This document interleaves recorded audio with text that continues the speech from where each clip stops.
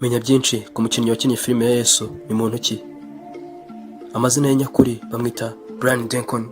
Brian Deacon, umukinnyi ukomeye w'amafilime, akomeje gufatwa na bamwe ko ari Yesu Kristo, intumwa y'Imana. Bihabanye n'ubuzima bwite Deacon wagaragaye akina ubuzima Yesu yabayemo ku isi. Kandi ikindi, Brian Deacon ni umukinnyi w'umuhanga mu by'amafilime. Yavutse tariki 13 Gashyantare mu 1949. Yavugiye mu gihugu cy'Ubwongereza.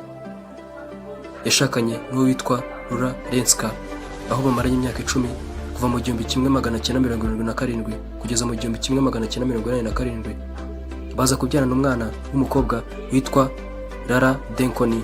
Nyuma y'1997 yaje gushakana n'undi mugore witwa Natalie Blanc-Rain, bakiri kumwe na n'ubu. Abatari bake bafata Deacon Brian nka Yesu Kristo wabitangiye, nyuma yaho bamubonye muri filime isobanura inkuru y'ubuzima ya Yesu yabayemo akiri mu isi.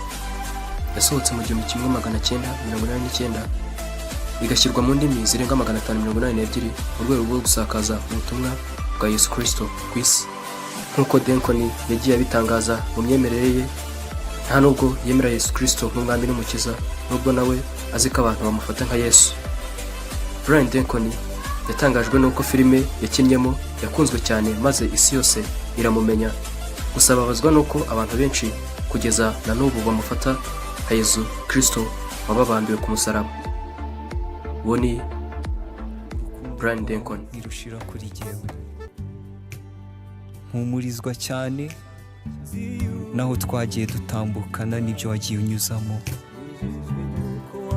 Mucunguzi, mbeshejweho n'ubuntu bwawe, niko ngusaba kujya ukomeza mbere byose, mbere uburinzi kugeza igihe nzavira muri iyi si.